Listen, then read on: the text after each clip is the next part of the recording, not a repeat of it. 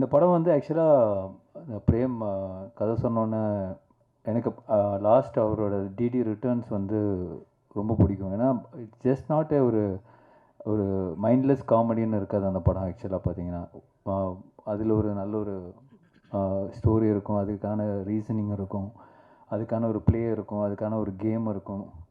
So அது வந்து ரொம்ப இன்ட்ரெஸ்டிங்காக இருந்தது. அது அந்த அந்த ஸ்பேஸில் வந்து அந்த காமெடி வந்து ரொம்ப பியூட்டிஃபுல்லாக எக்ஸிக்யூட் பண்ணியிருப்பார். ஸோ அதே மாதிரி இது பிரேம் வந்து இந்த கான்செப்ட் சொன்னோடனே ரொம்ப இன்ட்ரெஸ்டிங்காக இருந்தது. ஒரு படத்துக்குள்ளேயே தியேட்டரில் உள்ளே போய் அந்த படத்துக்குள்ளே அந்த கேரக்டர்ஸ் வந்து அந்த படத்துக்குள்ளே டிரான்ஸ்போர்ட் ஆகிடுறானுங்க. ஸோ அது வந்து ரொம்ப ஒரு நாவல் ஐடியா, ஒரு இன்ட்ரெஸ்டிங்கான ஐடியா. இதில் எப்படி ஒரு காமெடியும் சரி, அதில் ஹாரர் எலிமெண்ட் எப்படி கொண்டு வர போகிறாருன்னு ரொம்ப ஆர்வமாக இருந்தேன். பட் அந்த லைன் ஐடியா சொன்னதுக்கப்புறம் நான் அவர்கிட்ட சொன்னது தான், நீ கரெக்டாக பண்ணிட்டேன்னா இது சூப்பராக இருக்கும் ஆஸ் எ ஃபில்ம் அப்படின்னு. ஸோ கம்ப்ளீட்டாக பண்ணி முடித்த உடனே ரியலி லைக் இட். சந்தானம் சாரும் கேட்ட உடனே அவருக்கும் ரொம்ப பிடிச்சிருந்தது. So that's why beyond budget எல்லாமே வந்து அதெல்லாம் பார்க்காம இந்த படம் எடுத்தால், இந்த குவாலிட்டியில் எடுத்தால், இந்த லொக்கேஷன்ஸ் எல்லாம் யூஸ் பண்ணி எடுத்தால் மட்டும்தான் இதோட 100% ஒரு எக்ஸ்பீரியன்ஸ் பண்ண முடியும்னு அப்பயே முடிவு பண்ணிட்டோம். ஸோ கண்டிப்பாக சந்தானம் சாரோட அவரோட சப்போர்ட் இல்லாமல் இது பண்ணியிருக்க முடியாது. மெயின் இந்த படத்தில் நடித்த ஆர்டிஸ்ட்டை பற்றி ஒரு வார்த்தை சொல்லிடுறேன். 2 பெரிய லிஜெண்ட் டேரக்டர்ஸ் பண்ணியிருக்காங்க, Selvaraghavan sir and Gautham Menon sir. ரொம்ப சப்போர்ட்டிவாக எங்கள் ஸ்கிரிப்டுக்கு நாங்கள் என்ன சொல்கிறோமோ அதை பக்காவாக பண்ணி கொடுத்தாங்க. அதுக்கப்புறம் கஸ்தூரி மேடம், நிழல்குருவி சார், அப்புறம் எங்களோட ஹீரோயின் கீதிகா, யாஷிகா ஆனந்த், இவங்க எல்லாருக்கும் நான் ரொம்ப தேங்க் பண்ணுறேன். அப்புறம் எங்களோட காமெடியன்ஸ் மாரண்ணன், கிங்ஸ்லி, இன்னும் நிறைய பேர் இந்த படத்துக்காக ரொம்ப பெரிய லெவலில் ஒர்க் பண்ணியிருக்காங்க. அது இல்லாமல் டெக்னீஷியன்ஸ் தீபக் குமார், எங்களோட ரெகுலராக எங்களோட மூவிஸில் அவர் தான் கேமராமேனாக இருப்பார். இந்த படத்துக்கு அவரும் மிகப்பெரிய சப்போர்ட் பண்ணியிருக்காரு. ஆர்ட் டைரக்டர் மோகன், அப்புறம் editor Bharath, stunt master Silva, Hari Dinesh, இது மாதிரி எனக்கு நிறைய பெரிய பெரிய டெக்னீஷியன்ஸ் இந்த படத்துக்குள்ளே ஒர்க் பண்ணி இந்த படத்தை இன்னும் பெரிய லெவலில் கொண்டு வந்திருக்காங்க. இந்த படம் வந்து ரொம்ப ஸ்பெஷலாக இருக்கும்.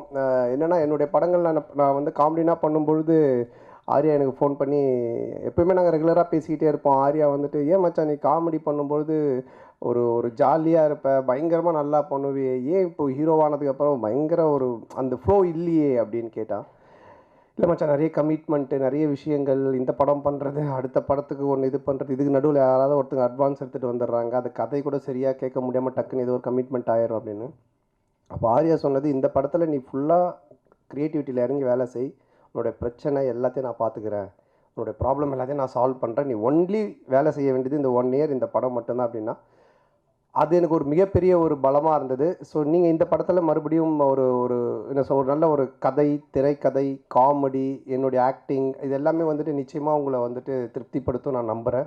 அதே மாதிரி ஆனந்தை நான் சொல்லுவேன், தமிழ் உலகின் கிறிஸ்டோஃபர் நோலன் அப்படின்னு சொல்லுவேன். ஏன்னா ஆனந்த் பண்ணுற கதை வந்துட்டு ஒரு லைனில் இருக்கவே இருக்காது. ஹாரர் ஜானர்னால் ஹாரருக்குள்ளவே இருக்காது. டிடி ரிட்டர்ன்ஸ் நீங்கள் பார்த்தீங்கன்னா ஏற்கனவே நான் சொன்னேன், அது மாதிரி அதில் வந்து கேம் இருக்கும், அதில் ஒரு காசு காணாமல் போய்டும், அதில் ஒரு த்ரில்லர் இருக்கும், அதுக்கப்புறம் பார்த்தீங்கன்னா ஹாரருக்குள்ளே ஒரு அட்வென்ச்சர் இருக்கும். ஸோ இப்படி எல்லா லேயரையுமே வச்சு, ஆனால் ரொம்ப அழகாக ரொம்ப ஈஸியாக பண்ணுவான். அந்த அளவுக்கு கொஞ்சம் நல்ல நாலேஜ் உள்ள ஒரு ஆள் ஆனந்த். ஸோ இந்த படமும் அது மாதிரி தான். இந்த கதையாக சொன்னால் யாருக்குமே புரியாது, என்னாலே புரிஞ்சிக்கவே முடியல. ஆனால் அதை ஒரு ஃப்ளோ பண்ணி ஒரு ஸ்க்ரீன் ப்ளேவாக பண்ணி ஒரு படம் அவுட்புட் காட்டும் போது தான் ரொம்ப நல்லா இருந்துச்சு. நல்ல காமெடியாக இருக்குது. டெஃபினட்டாக நீங்கள் எல்லோரும் சிரித்து பயங்கரமாக என்ஜாய் பண்ணுவீங்க. பட் நான் இங்கே என்ன தான் நாங்கள் கூவி படத்தை விற்றாலும் நீங்கள் பார்த்துட்டு சொல்கிறதா ரிசல்ட்டு. நீங்கள் தேட்டரில் பாருங்கள், ஃபேமிலியோடு பாருங்கள், குழந்தைங்க எல்லோரையும் கூப்பிட்டு போய் பாருங்கள், டெஃபினட்டாக என்ஜாய் பண்ணுவீங்க.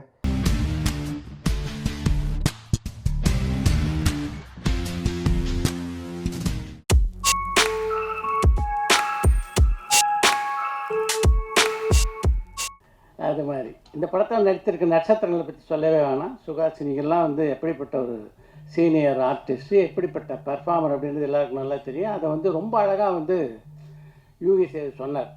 அதுதான் ரொம்ப நல்ல விஷயம். கேமராவை வந்து உங்களை பின்னாடி நிற்காதீங்கன்னு சொல்லி புறந்தள்ளினது வந்து ரொம்ப பெரிய விஷயம்னாரு. அது நிஜமாகவே ரொம்ப அழகான டேர்ம். அதாவது சுகாசினி நடிப்பு திறனுக்கு சொல்கிறதுக்கு வந்து அதை விட ஒரு நல்ல டேர்ம் கிடையாது. வரலட்சுமியை பொறுத்த வரைக்கும் வந்து வரலட்சுமி வந்து சுயம்பு. இன்றைக்கு வரலட்சுமி வந்து தமிழ் சினிமாவிலையும் இதில் தெலுங்கு படத்துலையும் முக்கியமான இடத்துல இருக்காங்க. அதுக்கு முக்கியமான காரணம் அவங்களுடைய உழைப்பு. இது வந்து பெரிய விஷயம். அது வந்து நைட்டு வந்து படுத்து தூங்கும்போது நிம்மதியாக கர்வத்தோடு படுத்து தூங்கலாம் வரலட்சுமி. அந்த அளவுக்கு ஒரு கிரேட் பெர்ஃபார்மராக இன்றைக்கி வந்து அவங்க இருக்காங்க. சூஸ் பண்ணி கதாபாத்திரம் நடிக்கிறாங்க. இந்த படத்தில் நடிச்சிருக்க எல்லாருமே, அதாவது இந்த படத்தினுடைய கதாநாயகமும் தயாரிப்பாளரும் பார்த்திங்கன்னா அவர் சொன்ன மாதிரி எனக்கே கூட லேட்டாக தான் தெரியும் அவர் தான் தயாரிப்பாளர்னு. ரொம்ப நல்லா நடிச்சிருக்காரு. இந்த படத்தை இயக்கி இருக்கின்ற கிருஷ்ண சங்கரை பற்றி சொல்லணும். 2 விஷயம் சொல்ல நினைக்கிறேன். என்னென்னா, அவர் ஒரு தியேட்டர் ஆர்டிஸ்ட்டு. ஒரு தியேட்டர் ஆர்டிஸ்ட் இப்படி ஒரு படத்தை பண்ண முடியுமா, நிஜமாகவே பிரமிப்பாக இருக்குது. அதை தாண்டி அவர் பிரமிப்பை எனக்கு கொடுத்தது என்னென்னா, இந்த திரைப்படத்தை 23 நாட்களில் அவர் முடிச்சாருந்தது. இதை வந்து அவர்கிட்டேருந்து இன்றைக்குள்ள இளம் இயக்குனர் பல பேர் கற்றுக்கணும்னு நான் நினைக்கிறேன். ஏன்னா பட்ஜெட்டிங் தான் சினிமாவில் ரொம்ப முக்கியம். எந்த கதையும் நாம் அதாவது திரைப்படத்துடைய படப்பிடிப்புக்கு போகிறதுக்கு முன்னாடியே நம்ம சரியாக திட்டமிட்டோம்னா நிச்சயமாக குறைந்த நாட்களில் இந்த அளவு குவாலிட்டியாக கொடுக்க முடியும். இந்த படத்தை நடிச்சிருக்க ஆர்டிஸ்ட்லாம் எப்படிப்பட்ட நட்சத்திரங்கள் அப்படின்னு எல்லாருக்கும் தெரியும். அவங்களெல்லாம் ஹேண்டில் பண்ணுறதுன்றது அவ்வளோ எளிதான விஷயம் இல்லை. அதை வந்து மிக அழகாக பண்ணியிருக்காரு. இவங்ககிட்ட இந்த பெர்ஃபார்மன்ஸ் வாங்குறது அப்படின்றது, அவங்க நடிப்பாங்கிறது வேறு விஷயம். ஆனால் இவருடைய கதைக்கேற்ப அவங்க நடிக்கிறதுக்கு வந்து இதை எக்ஸிக்யூட் பண்ணுறது இருக்குல்ல, அது நிஜமாக ஒரு பெரிய கெப்பாசிட்டி. உங்களுக்கு நிஜமாக என்னுடைய பாராட்டுக்கள் கிருஷ்ணசங்கர். இசை வந்து ஆதித்யா ரொம்ப அருமையாக பண்ணியிருக்காரு. யூகி சார் வந்து இந்த படத்தை பற்றி படத்தினுடைய ஒரு ட்ரெய்லர் லான்ச்சு அப்படின்ட்டு இல்லை, ஒரு ஆடியோ லான்ச் அப்படின்னு அவர் பேசலை. படத்தை பற்றி ஒரு முழுமையான விமர்சனத்தை தந்துட்டார். எல்லாருக்கும் வணக்கம். இங்கே வந்து அனைவருக்கும் வணக்கம். ரொம்ப நன்றி உங்கள் டைமை கொடுத்ததுக்காக. And Parthiban sir, Yuvi sir, Suhasini ma'am, இவ்வளோ பேர் இருக்காங்க, சித்ராம் சார் இங்கே இல்லை. But thank you for gracing our film verdict. I think என்னை வந்து ஃபஸ்ட்டு ஹாலிவுட்னு சொல்லாமா கிருஷ்ணா சார்? ஹாலிவுட்டுக்கு வந்து இன்ட்ரடியூஸ் பண்ணுற first I think it will be you. Because நான் வந்து எந்த படத்தில் வந்து இந்த அமௌண்ட் ஆஃப் இங்கிலீஷ் நான் எந்த படத்துலையும் பேசினதில்லை. பட் எனக்கு இங்கிலீஷ் ஒரு பக்கம் ஈஸி, பிகாஸ் என்னோட திங்கிங் லாங்குவேஜ் வந்து இங்கிலீஷ். ஸோ அதனால் எனக்கு அது கொஞ்சம் ஈஸியாக இருந்துச்சு எனக்கு. அண்ட் என்னென்னா இதில் படித்த கொஞ்சம் ஸ்லோவாக பேசணும். ஏன்னா நான் இங்கிலீஷில் பேசணுன்னா பயங்கரமாக ஃபாஸ்ட்டாக பேசி யாருக்குமே புரியாது. ஸோ கோர்ட்டுக்கே புரியாது. ஸோ வந்துட்டு அது வந்து அந்த எஃபர்ட் எடுத்து கொஞ்சம் ஸ்லோவாக பேசி ட்ரை பண்ண அந்த படத்தில். And it was a very nice experience. Because அவங்க சொன்ன மாதிரி நம்ம உலகத்தில் ஒரு ஆக்டிங் நடக்கும், அவங்க உலகத்தில் ஒரு வேறு மாதிரி ஒரு ப்ராசஸ் இருக்கும், ஒரு வேறு மாதிரி ஆக்டிங் நடக்கும். ஸோ அப்படி இருக்கும்போது அவங்க ப்ராசஸ் நம்ம புரிஞ்சுக்கிட்டு அவங்களுக்கு ஈக்குவலாக வந்து நம்ம நடிக்கிறது வந்து கொஞ்சம் ஒரு ஹெல்த்தி காம்படிஷனாக இருந்துச்சு. அண்ட் எனக்கு வந்து ஆனான்னு சொல்லி எனக்கு ஏற்று வந்து ஒரு ஆக்டர் இருந்தாங்க. I thought she was amazing. ஏன்னா அவங்களுக்குள்ளே எனக்குள்ளே ஒரு சின்ன ஒரு போட்டி மாதிரி நடந்துருந்துச்சு. And that was I think அதுதான் வந்து அந்த படத்துக்கான அந்த ஃப்ளேவரே. பிகாஸ் 2 லாயர்ஸ் வந்து அவங்க எதுக்கும் போது அந்த ஒரு டென்ஷன் தான் அது க்ரியேட் பண்ணுறது தான் வந்து அந்த படம். So I think here I want to say thanks to ஆனா. She gave me a lot of courage and challenge me also to be a better ஆக்டர்ஸ்ன்னு சொல்லலாம். அண்ட் மேம் சுஹாசினி மேம் கூட வந்து எனக்கு காம்பினேஷன் கிடையாது. But I think she is the only one who will say literally she seen me from this size.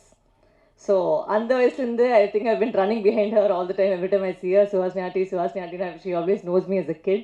And அந்த relationship இப்போ இன்னைக்கு வரைக்குமே வந்து அப்படியே போயிட்டுருக்கு. She anything happen she'll be the first one to message me and say I'm so happy for யூன்னு சொல்லி first வந்து மெசேஜ் வந்து அவங்ககிட்ட தான் வரும். அண்ட் இந்த படத்துக்கு ஃபஸ்ட்டு ஒத்துக்கிட்ட காரணம் வந்து கோபி சார். அவர் பை டிஃபால்ட் வந்து எந்த படம் பண்ணாலும் வரும், இந்த படத்தில் பண்ணிட்டே வரும்னு சொல்லி ஃபஸ்ட்டு கால் வருது வந்து எனக்கு தான் வரும். And thank you Gopi sir, because I think you always kept me in your Nibunan ஒரு படம் பண்ணேன். அப்போ வந்து அவர் கூட தான் ஃபஸ்ட்டு ஒர்க் பண்ணேன். So he was the EP on the project and அந்த டைமில் ஸ்டார்ட் பண்ணது. So thank you Gopi for always keeping me in your heart and always offering me anything that you come across will first come to me, I know for sure. So adanal thank you Rajima for being his support system. And Krishna sir, thank you so much.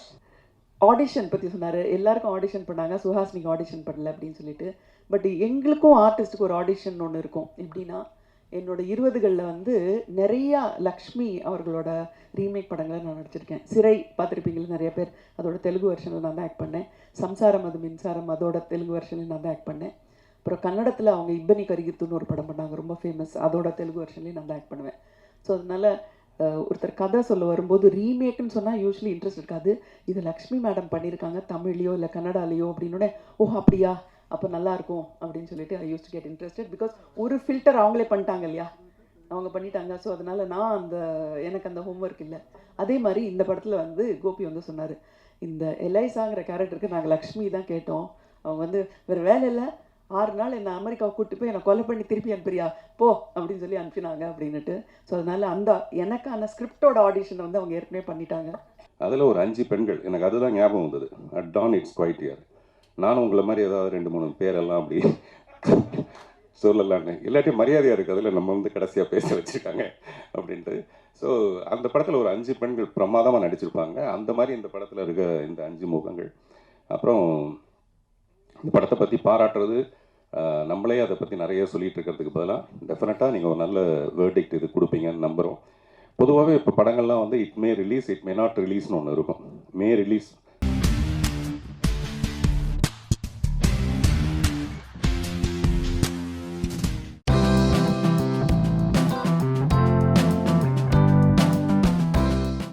எப்படி சொல்கிறதுன்னு தெரியலையே, ரொம்ப சந்தோஷமாக இருக்குது. இந்த படத்துக்கு வாய்ப்பு கொடுத்த அபியனாக்கு ரொம்ப நன்றி. அதுக்கப்புறம் ப்ரொடியூசர்ஸ் யுவராஜ் அண்ணா, அதுக்கப்புறம் மகேஷ் அண்ணா தான் வந்து எனக்கு வந்து ஃபஸ்ட்டு அபியண்ணா கிட்ட இவன் என்னோடய வீடியோஸ்லாம் அண்ணா கிட்ட தான் ஃபஸ்ட்டு அவர் தான் காமிச்சார்.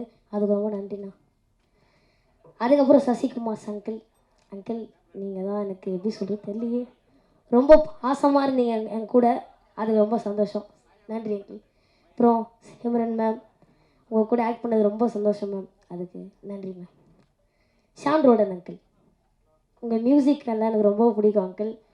இந்த படத்தில் நீங்கள் மியூசிக் போட்டு நான் ஆக்ட் பண்ணது எனக்கு ரொம்ப சந்தோஷம் அங்கிள். அந்த மொமெண்ட்டை நான் நினைக்கும் போது ரொம்ப பெருமையாக இருந்தது, ரொம்ப ரொம்ப மகிழ்ச்சி. சசிகுமார் சார், இன்னும் பெரிய வெற்றிகளை நீங்கள் தொடணும், இன்னும் நிறைய பேரை நீங்கள் உருவாக்கணும். $1 மில்லியன் அந்த வேலையை செஞ்சிட்ருக்கு, எம்ஆர்பியும் செஞ்சிட்ருக்கு. ரொம்ப நன்றி. இந்த மாதிரி நிறைய படங்கள் இனிமேல் வரும். $1 மில்லியன்லேருந்து எம்ஆர்பிலேருந்து இந்த மாதிரி தொடர்ந்து நிறைய படங்கள் வரும். என்னோட கருத்து என்னென்னா, இப்போ கதை இருக்கிற படம்னா சின்ன படம், கதையே இல்லாமல் கேளிக்கையாக மட்டுமே இருக்கிறது பெரிய படம்ன்ற நிலைமை மாறி, சின்ன கதைகள் பெரிய கதைகளாக மாறி, பெரிய கதைகள் பெரிய படங்களாக மாறணும். அது மூலமாக எல்லாருமே அந்த படத்துக்கு சரியான கதாபாத்திரமாக இருக்கிற எல்லாருமே ஒரு ஸ்டார்டமை கண்டிப்பாக டேஸ்ட் பண்ண வைக்கும் இந்த $1 மில்லியன் பிக்சர்ஸ் அப்படின்னு சொல்கிறத வந்து என்னோட கடமைன்னு நினைக்கிறேன். So once again thank you so much for all your support. இதே மாதிரி தொடர்ந்து எங்களுக்கு நீங்கள் உறுதுணையாக இருக்கணும். நாங்களும் இதே மாதிரி உங்களை டிசப்பாயிண்ட் பண்ணாமல் எங்களுடைய முழு என்ன சொல்கிறது உண்மைத்தன்மையோடு நம்ம எல்லா படைப்பையும் நம்ம க்ரியேட் பண்ணுவோம் அப்படிங்கிறத சொல்லி விடைபெறேன். நன்றி, வணக்கம். முதல்ல நான் என்னோட டீம் எல்லாருக்குமே ஈவெண்ட் படத்தோட ப்ரீலீஸ் ஈவெண்ட்லேயே எல்லாருக்குமே ரொம்ப நன்றி சொல்லியிருந்தேன். இந்த இடத்துல நான் முக்கியமாக நன்றி சொல்ல விரும்புகிறது ப்ரெஸ் அண்ட் மீடியா.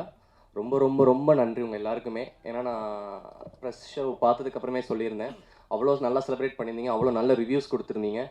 உங்களோட ரிவ்யூஸ் பார்த்துட்டு தான் மக்கள் வந்து அவ்வளோ பேர் நம்பிக்கையாக டிக்கெட்ஸ் புக் பண்ணி உள்ளே போனாங்க. அண்ட் இந்த படம் வந்து நாங்கள் எல்லாருமே இது ஒரு வெற்றி படமாக இருக்கும்னு நினச்சோம். ஆனால் இவ்வளோ பெரிய வெற்றி படமாக ஆகும்னு சத்தியமாக நாங்கள் யாருமே எதிர்பார்க்கல. ஒரு 3 நாளைக்கு முன்னாடி என் ஃபேமிலியாக நாங்கள் படத்துக்கு போகும்போது கூட எனக்கு டிக்கெட் கிடைக்கல. ஏன்னா நாங்கள் ட்ரை பண்ணோம், ஆனால் டிக்கெட் கிடைக்கல நிஜமாவே. எனக்கு அது வந்து உண்மையிலே சந்தோஷமாக இருந்துச்சு. ஏன்னா நம்ம படத்துக்கு நம்மளுக்கே டிக்கெட் கிடைக்கலையான்றது வந்து உண்மையிலே ரொம்ப சந்தோஷமாக இருந்துச்சு. அந்த அளவுக்கு இது சென்னையில் மட்டும் இல்லாமல் நாங்கள் தியேட்டர் விசிட்ஸ் எல்லா இடத்துக்குமே போனோம். அங்கே எல்லா இடத்துலையுமே இப்படி தான் இருந்துச்சு. Housefull shows. நைட்டு 12 மணிக்கெலாம் குடும்பமாக வராங்க. ஒரு 20 பேர் 30 பேர் கூப்பிட்டு வந்து பார்த்தாங்க. இதெல்லாம் ரொம்ப சந்தோஷமாக இருக்குது.